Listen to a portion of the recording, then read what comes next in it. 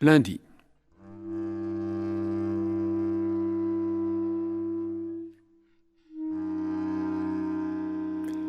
C'est ça. Allez-y, pendez-moi. J'ai tué un oiseau. C'est que je suis un chat, moi. En fait, c'est mon boulot de rôder dans le jardin à la recherche de ces petites créatures qui peuvent à peine volter d'une haie à l'autre. Dites-moi. Qu'est-ce que je suis censé faire quand une petite boule de plume se jette dans ma gueule? Enfin, quand elle se pose entre mes pattes. Elle aurait pu me blesser. Bon, d'accord, je lui ai donné un coup de patte. Est-ce une raison suffisante pour qu'Ellie se mette à sangloter si fort dans mon poil que j'ai bien failli me noyer? Et elle me serrait si fort que j'ai cru étouffer. « Oh, Tuffy !» dit-elle avec reniflement, yeux rouges et Kleenex mouillés. « Oh, Tuffy, comment as-tu pu faire une chose pareille ?» Comment? Mais enfin, je suis un chat. Comment aurais-je pu me douter que ça allait faire une histoire pareille? La mère d'Ellie qui se précipite sur les vieux journaux, le père d'Ellie qui va remplir un seau d'eau savonneuse. Bon, d'accord. Je n'aurais peut-être pas dû le traîner dans la maison et l'abandonner sur le tapis. Et peut-être que les taches ne vont pas partir. Jamais. Dans ce cas, pendez-moi.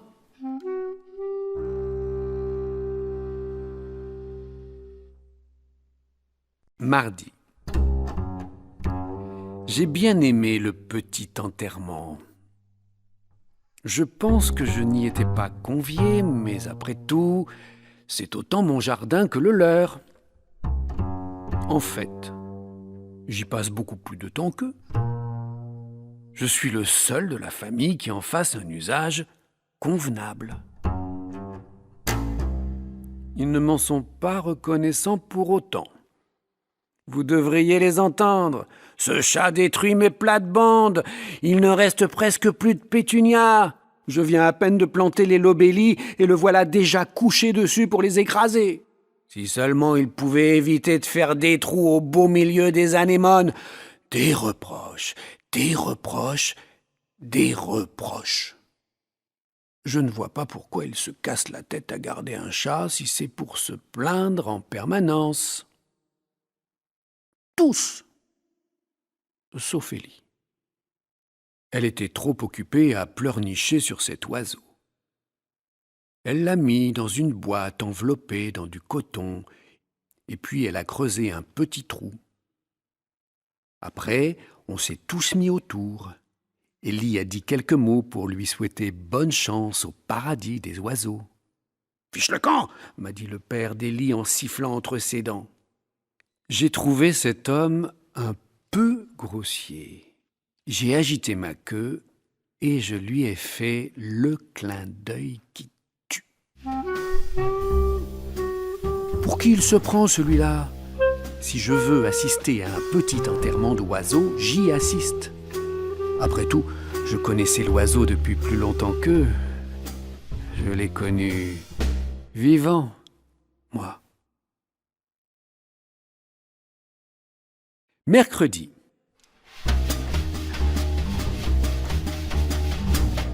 Allez-y, donnez-moi une fessée.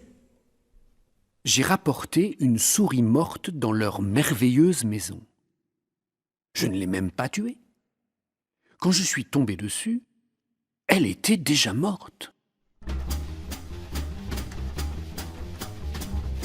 Personne n'est en sécurité par ici. Dans la rue, vous avez de la mort au rat par-dessus les pattes. Et les voitures chargent toute la journée dans les deux sens. Et puis, je ne suis pas le seul chat du quartier. Je ne sais pas ce qui lui est arrivé à cette petite chose. Tout ce que je sais, c'est que je l'ai trouvée morte. Morte depuis peu, mais morte. Et sur le coup, je me suis dit que c'était une bonne idée de la rapporter à la maison. Ne me demandez pas pourquoi. Un moment de folie. Comment est-ce que j'aurais pu me douter qu'Ellie allait m'attraper par la peau du cou et m'infliger un de ces petits sermons? Oh, Tuffy, c'est la 2e fois cette semaine. C'est insupportable. Je sais bien que tu es un chat, que c'est normal de ta part et tout, mais je t'en prie, fais ça pour moi. Arrête. Elle me regardait droit dans les yeux. Dis-moi que tu ne vas plus recommencer, s'il te plaît. Je lui ai fait mon clin d'œil. Enfin, j'ai essayé. Mais elle s'en fichait. C'est du sérieux, Tuffy, me dit-elle. Je t'aime et je comprends ce que tu ressens, mais tu dois arrêter. D'accord ?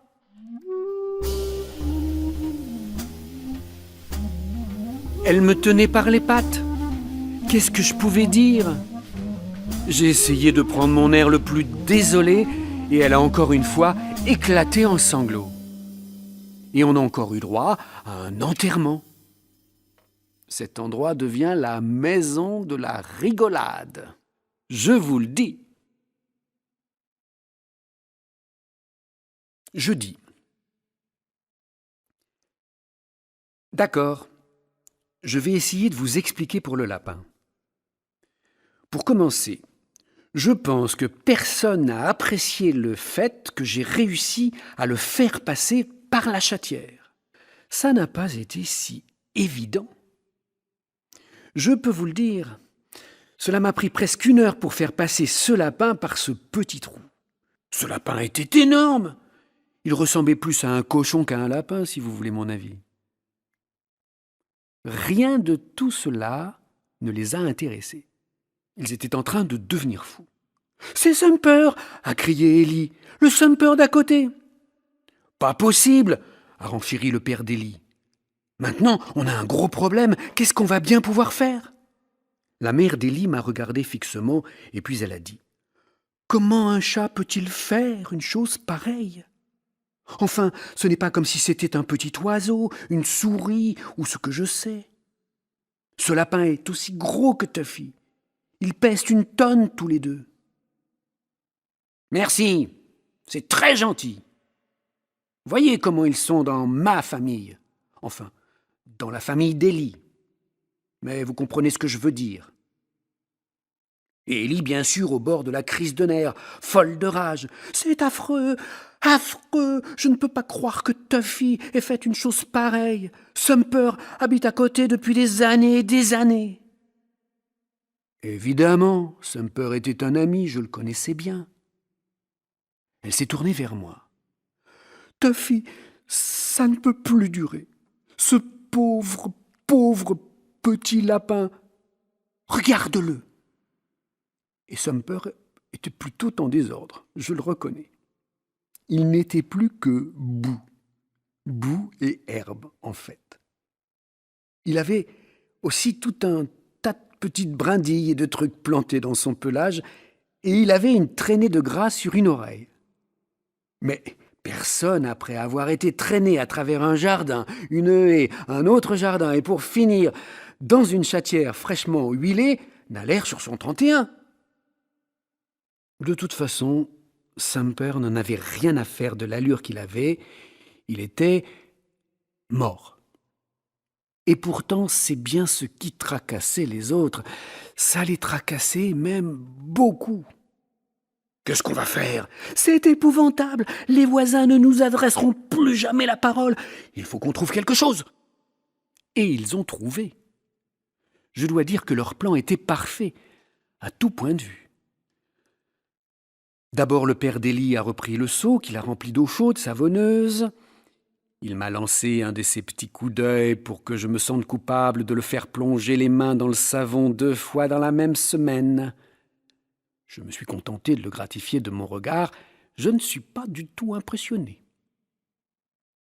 Ensuite, la mère d'Ellie a immergé Sumper dans le seau, lui a donné un bon bain et l'a rincé.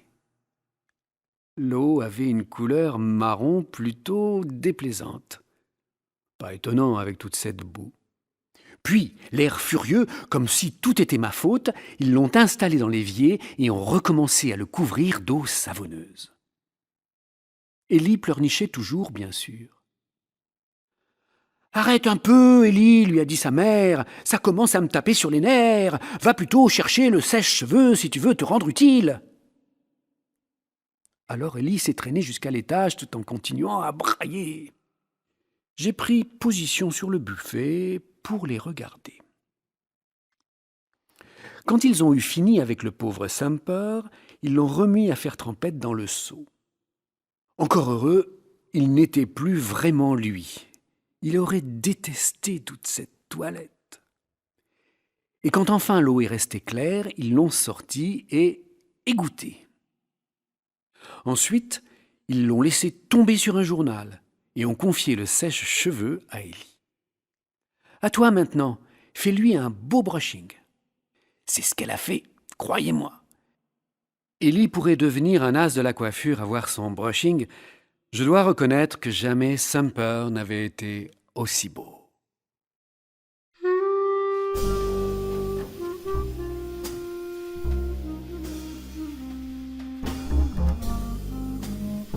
Et pourtant, il habitait le clapier d'à côté, depuis des années, et je le voyais tous les jours. « Salut Sam !» Je lui faisais toujours un signe de tête quand je flânais sur la pelouse pour aller vérifier les bols de nourriture, plus bas, dans la rue. « Salut Teuf !» me répliquait-il en fronçant le nez. Oui, nous étions de bons camarades. Nous étions copains.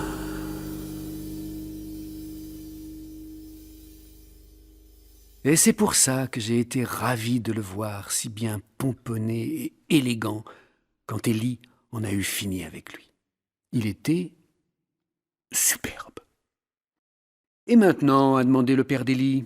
Alors là, la mère d'Ellie lui a lancé un de ces regards, le genre de regard auquel j'ai souvent droit, mais en un peu plus gentil. « Ah non !» a-t-il supplié. « Pas moi ! Non, non, non !» C'est toi ou moi. Et je me vois mal y aller, non? Pourquoi pas? Tu es plus mince que moi, tu pourras plus facilement te glisser à travers la haie. C'est là que j'ai compris ce qu'ils avaient en tête. Mais qu'est-ce que je pouvais bien dire? Comment les empêcher?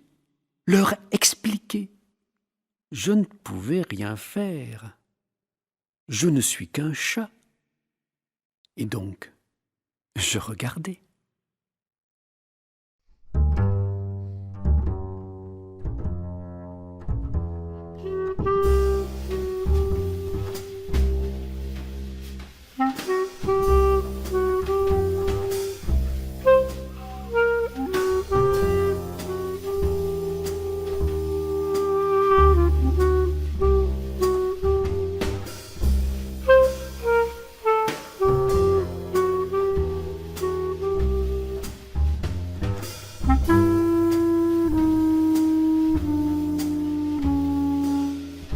Vendredi. J'ai noté vendredi parce qu'il était très tard quand ils sont sortis. L'horloge marquait minuit passé quand le père d'Ellie a abandonné son confortable fauteuil devant la télé pour monter à l'étage. Lorsqu'il est redescendu, il était entièrement vêtu de noir. Des pieds à la tête. « Tu ressembles au chat botté », a fait remarquer la mère d'Ellie. « Si seulement quelqu'un pouvait botter notre chat », a-t-il marmonné. Je l'ai ignoré. Je pense que c'était le mieux. Ensemble, ils se sont dirigés vers la porte de derrière. « N'allume pas dehors, a-t-il dit. On ne sait jamais si quelqu'un nous voyait. » J'ai essayé de me faufiler dehors en même temps, mais la mère d'Élie m'a barré le passage avec sa jambe. « Toi, ce soir, tu restes à l'intérieur. On a déjà eu assez d'ennuis comme ça cette semaine. » D'accord. De toute façon, Bella, Tiger et Puskins m'ont tout raconté plus tard.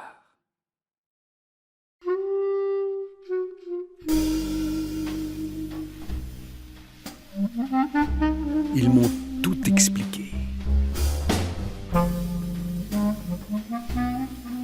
Ce sont de bons copains. Ils ont tous vu le père d'Élie ramper sur la pelouse avec Sumper dans son cabas bien enveloppé, dans une serviette pour qu'il reste tout propre.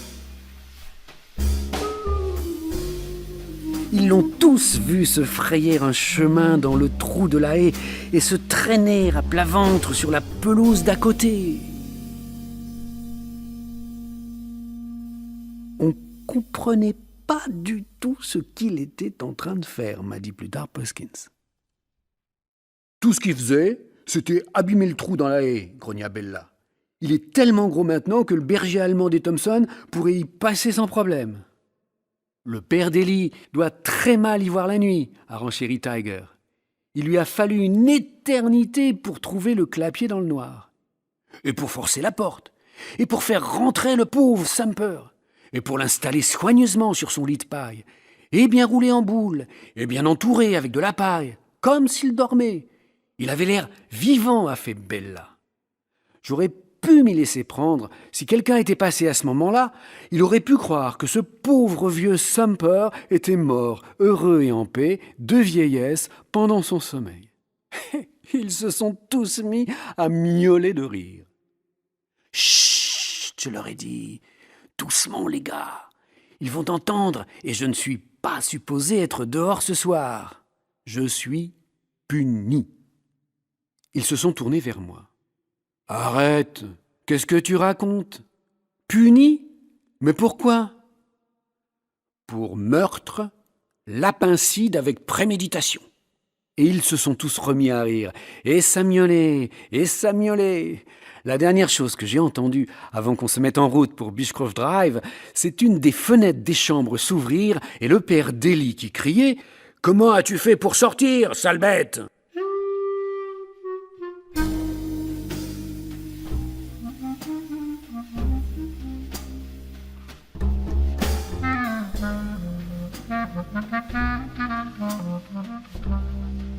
Mais qu'est-ce qu'il comptait faire?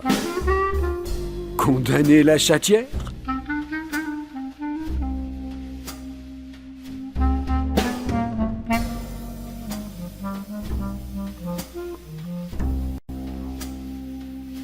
Toujours vendredi. Oui, il a cloué la chatière. Il n'est pas croyable, ce gars-là. Il est descendu, et toujours en pyjama, il a commencé à jouer du marteau et des clous. Pam, pam, pam, pam. Je lui faisais mon regard fixe. Mais il s'est retourné vers moi et m'a dit « Voilà, ça t'apprendra. Maintenant, ça s'ouvre dans ce sens-là. » Et il a donné un coup de pied dans la chatière. Mais ça ne s'ouvre plus dans l'autre. Et pour sûr, quand la trappe essaie de revenir en arrière, elle ne peut plus. Elle vient taper contre un clou. Donc, tu peux sortir. Ne te gêne surtout pas. En fait, tu peux non seulement sortir, mais rester dehors, te perdre ou disparaître à tout jamais. Mais si tu reviens un jour, ne t'avise pas de rapporter quelque chose. Maintenant, ta chatière est à sens unique, et tu devras patienter sur le paillasson jusqu'à ce que quelqu'un veuille bien t'ouvrir. Il a plissé les yeux d'un air désagréable. Malheur à toi, Tuffy, si un animal mort te tient compagnie sur le paillasson. Malheur à toi? Quelle expression stupide! Qu'est-ce qu'il veut dire au fait? Malheur à toi? Malheur à lui.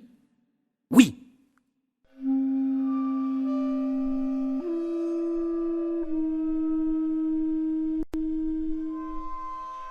Samedi.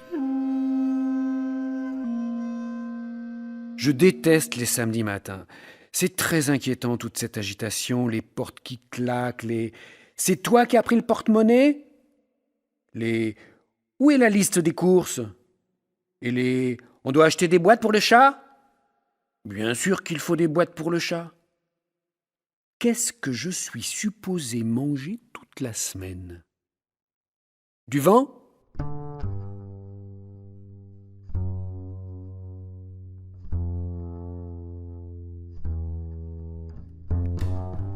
Ils étaient plutôt calmes ce jour-là. Installés à la table, Ellie gravait pour Sumper une assez jolie pierre tombale dans un reste de carreaux en liège. Sumper repose en paix. « Ne te dépêche pas de la porter au voisin, lui a conseillé son père, pas avant qu'il nous ait prévenus de la mort de Sumper. » Certaines personnes sont nées sensibles. Les yeux d'Ellie se sont remplis de larmes. « Tiens, la voilà, la voisine, a annoncé la mère d'Ellie qui regardait par la fenêtre. Et où elle va? Vers les magasins.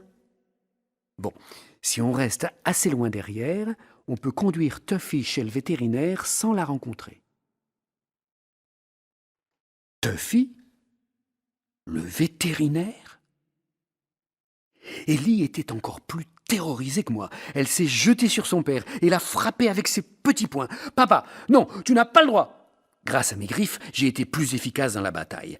Quand il a fini par me sortir de force du placard sous l'évier, il avait le pull déchiré et les mains en sang. Il n'était pas vraiment content. « Viens un peu ici, affreux psychopathe à fourrure! Tu as seulement rendez-vous pour le vaccin anti-grippe, et c'est bien dommage. » Vous l'auriez cru, vous? Je n'en suis pas vraiment sûr. Ellie ne l'était pas non plus, elle ne lâchait pas son père d'une semelle. Je me méfiais toujours une fois arrivé chez le vétérinaire. C'est pour cette seule raison que j'ai craché sur la jeune fille à la réception. Elle n'avait aucun motif de noter en tête de mon dossier « à manipuler avec précaution ». Même sur le dossier du berger allemand des Thompson, il n'y a pas « à manipuler avec précaution ». Alors, qu'est-ce que j'ai de spécial, moi? Certes, je me suis montré un peu impoli dans la salle d'attente. Et alors? Je déteste attendre. Et surtout, je déteste attendre coincé dans une cage grillagée. On n'a pas la place de se retourner, il fait chaud et on s'ennuie. Après être resté tranquille pendant quelques centaines de minutes, n'importe qui commence à taquiner ses voisins. Je ne voulais pas terroriser le petit bébé gerbille malade. J'étais juste en train de le regarder. On est libre ici, non? Est-ce qu'un chat n'a pas le droit de regarder un joli petit bébé gerbille? Et si je me léchais les babines, ce qui n'était pas le cas, c'est que j'avais soif, je vous jure. Je n'essayais pas de lui faire croire que j'allais le manger. Le problème avec les bébés gerbilles, c'est qu'ils n'ont pas le sens de l'humour. D'ailleurs, les gens qui se trouvaient là ne l'avaient pas non plus. Le père d'Ellie a levé les yeux de sa brochure intitulée « Animaux domestiqués verts ». Très sympathique, vraiment. « Retourne la cage !» a-t-il demandé à Ellie. Ellie a retourné la cage. Maintenant, je voyais le terrier des fichères. Et si un animal mérite la mention « à manipuler avec précaution » sur son dossier, c'est bien le terrier des fichères. Bon, d'accord, je lui ai sifflé dessus. Pas fort du tout. Il fallait avoir des oreilles bioniques pour l'entendre. Et j'ai aussi un peu grogné, mais pour le grognement, il a l'avantage. Lui, c'est un chien, moi, je ne suis qu'un chat. Et oui, d'accord, j'ai un peu craché. Mais si peu, rien qu'on ne remarque, sauf si on est sur le dos de quelqu'un. Bon, comment je pouvais le savoir, moi, qu'il n'allait pas très bien?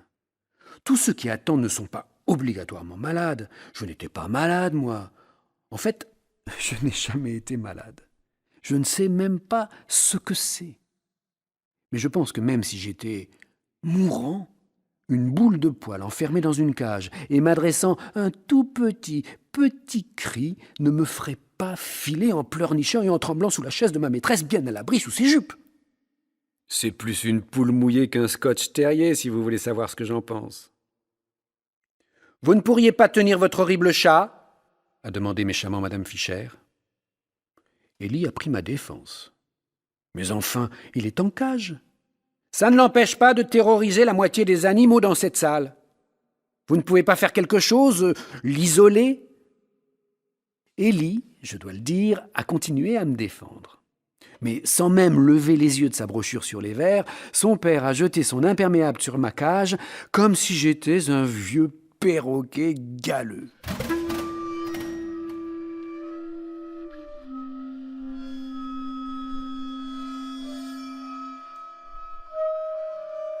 Et je me suis retrouvé dans le noir.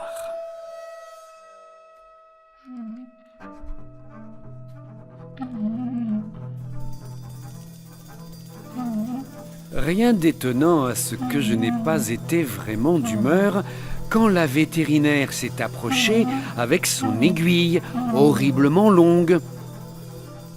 Pourtant, je n'avais pas prévu de la griffer si fort,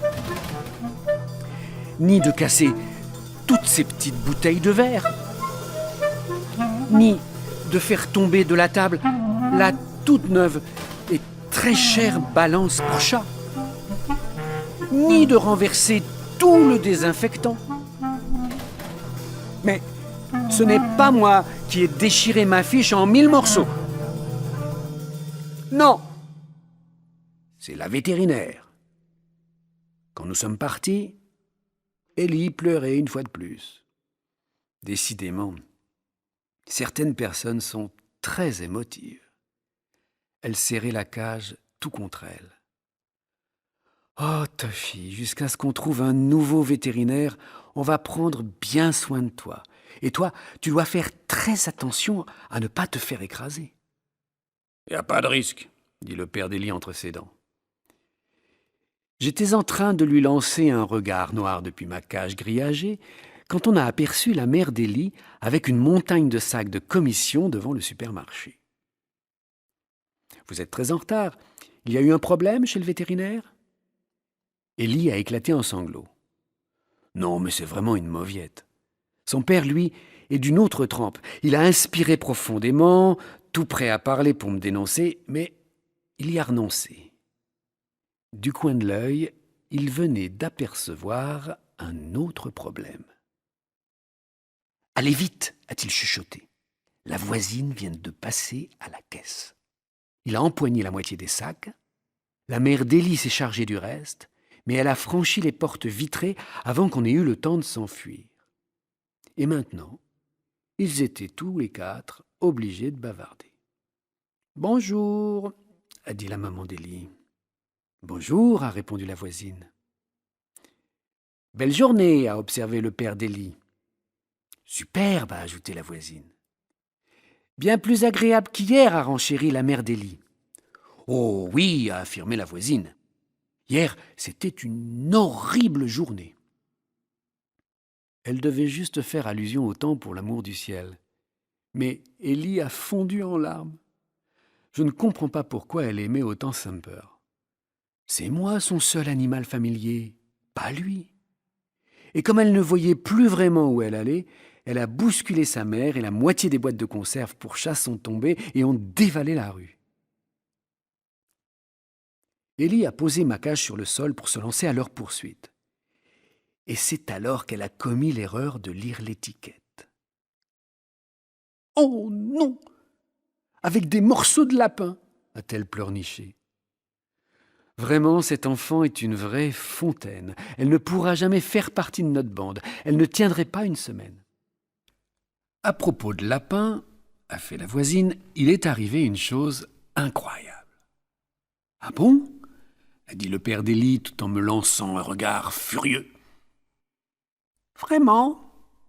a renchéri la mère d'Élie avec le même regard furieux.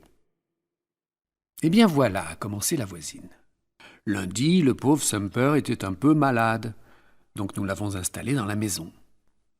Mardi, son état a empiré, et mercredi, il est mort. Il était très vieux, et il a eu une belle vie. Donc on n'a pas été trop triste. Et on l'a enterré au fond du jardin. Je me mis à regarder vers les nuages, et jeudi, il a disparu. Disparu ? Disparu ? Oui, c'est ça, disparu. Tout ce qui restait, c'était un trou dans la terre et la boîte vide. Non ! Ça alors ! Le père d'Élie m'a adressé un regard des plus soupçonneux. Et puis vendredi, a repris la voisine, il est arrivé quelque chose d'encore plus extraordinaire. Thumper était de retour, bien toiletté dans son clapier. De retour dans son clapier, vous dites ? Bien toiletté, vraiment bizarre. On peut au moins leur accorder ça, ce sont de merveilleux acteurs. Ils ont continué jusqu'à la maison. Quelle histoire incroyable! Comment est-ce possible? Vraiment étonnant, étrange. Une fois bien à l'abri dans la maison, ils ont tous tourné leur regard vers moi. « Espèce d'imposteur! Nous faire croire que tu l'avais tué! Avoir fait semblant tout ce temps-là! Je savais que ce chat n'en était pas capable. Ce lapin était encore plus gros que lui. » Ils voulaient tous que ce soit moi qui ai tué le vieux Sumper. Vous y croyez, vous ? Tous, sauf Ellie. Elle, c'est une gentille. Arrêtez d'embêter Tuffy. Laissez-le tranquille. Je parie que ce n'est même pas lui qui a déterré le pauvre Sumper. Je parie que c'est le méchant et horrible terrier des fichères. Tout ce qu'a fait Tuffy, c'est de nous confier Sumper, afin qu'il puisse être enterré à nouveau, dignement. C'est un héros attentionné. Et elle m'a serré dans ses bras. C'est bien ça, hein, Tuffy ? Qu'est-ce que je suis censé répondre ? Je ne suis qu'un chat.